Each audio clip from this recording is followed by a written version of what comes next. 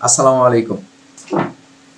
আশা করি তোমরা প্র্যাকটিস করেছো আমাদের গত প্রিভিয়াস লেকচারটা, এবং সেখানে 3টা সূত্র আমি দিয়েছিলাম। সেই 3টা সূত্র তোমরা মুখস্থ করে দেন এই লেকচার দেখতে এসছে। এখনও যদি সূত্র মুখস্থ না করে থাকো তাহলে বাবা এই এই লেকচারটা দেখার দরকার নেই। আগে তুমি সূত্র 3টা মুখস্থ করে আসো, তাহলে তোমার জন্য খুব সহজ হবে।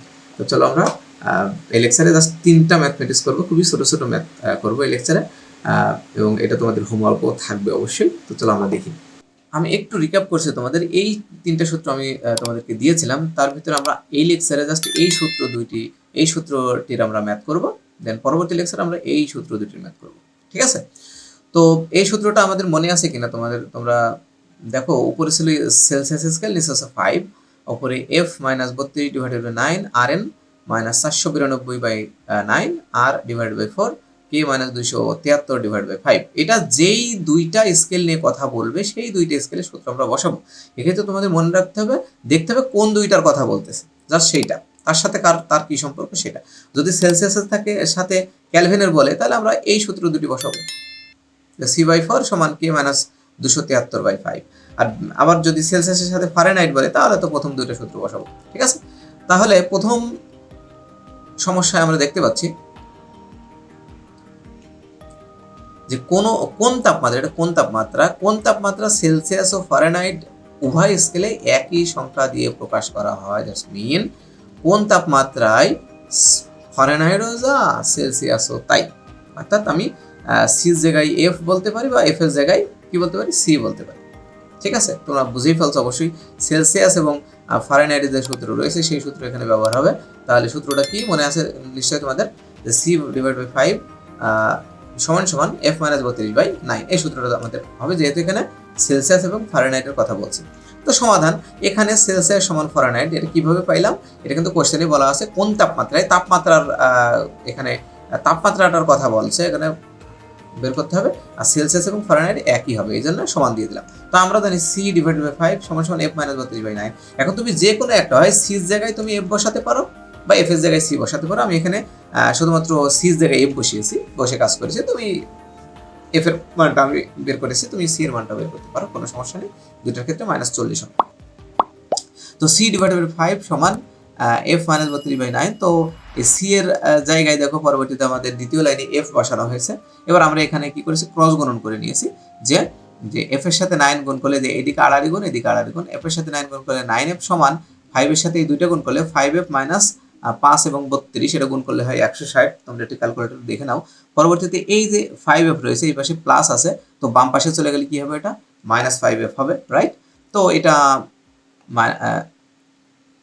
-5f হবে, এবং 9f থেকে 5f বাদ দিলে হবে 4f সমান -160। পরবর্তীতে যদি আমরা 4 দ্বারা ভাগ করি 160-কে, তাহলে হবে -40। এই -40 তাপমাত্রা, 40 ডিগ্রি তাপমাত্রা কি হবে, সেলসিয়াস ও ফারেনহাইট উভয় স্কেলে একই সংখ্যা দিয়ে প্রকাশ করা হয়। এটা হচ্ছে আমাদের অ্যান্সার। চলো আমরা নেক্সট আরেকটা অঙ্কে চলে যাই। দেখো দ্বিতীয় অঙ্কটাও আরও সহজ, যে মানুষের শরীরের স্বাভাবিক তাপমাত্রা 98.4 ডিগ্রি ফারেনহাইট হলে সেলসিয়াসে কত। একই সূত্র, বিকজ এখানে সেলসিয়াস এবং ফারেনহাইট ব্যবহার করা হয়েছে, তোমরা বুঝতেই পারছো একই সূত্র দিয়ে আমাদের কাজ করতে হবে। তো সেলসিয়াসটা আমাদের বের করতে হবে। দেওয়া আছে Fahrenheit scale F equal to 98.4 degree, এবং Celsius scale C equal to কত হবে সেটা বের করতে হবে। আমরা জানি C divided by 5 equals to will be F minus 32 divided by 9। তো এখানে জাস্ট এফ এর মানটা আমরা বসিয়ে দিলাম পরের লাইনে। এফ এর মান হচ্ছে তোমার 98.4 মাইনাস 32 বাই 9। এটাকে যদি ক্যালকুলেশন করো তাহলে হবে 66.4 ডিভাইড বাই 9। এখন আমরা জাস্ট ক্রস গুণন করব। 9c সমান হবে 66.4 এর সাথে আমরা যদি 5 গুণ করি তাহলে হবে 332। তো এটাকে আমরা যদি 9 দ্বারা ভাগ করি তাহলে হবে 36.89 ডিগ্রি।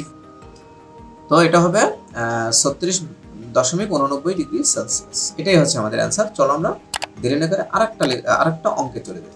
আমাদের আরেকটা সমাধান আমরা দেখতে পাচ্ছি, এটাও খুবই সহজ। কোন বস্তুর তাপমাত্রা 194 ডিগ্রি ফারেনহাইট হলে ক্যালভিনের তাপমাত্রা কত? খুবই সহজ। আগেরটা সেন্টিগ্রেডে চেয়েছিল, এবার ক্যালভিনে। তাহলে ফারেনহাইটের সাথে ক্যালভিনের যে সম্পর্ক সেটা আমরা বসিয়ে দেবো। তো এখানে ফারেনহাইট মানে 194 ডিগ্রি, তাহলে ক্যালভিন কত হবে? আমরা জানি এফ মাইনাস 32 বাই 9 সমান, ক্যালভিনের ক্ষেত্রে এটা কি হবে মনে আছে তোমাদের নিশ্চয়ই, কে মাইনাস 273 ডিভাইডেড বাই 5। তো আমরা জাস্ট এখানে ক্যালকুলেশন করবো।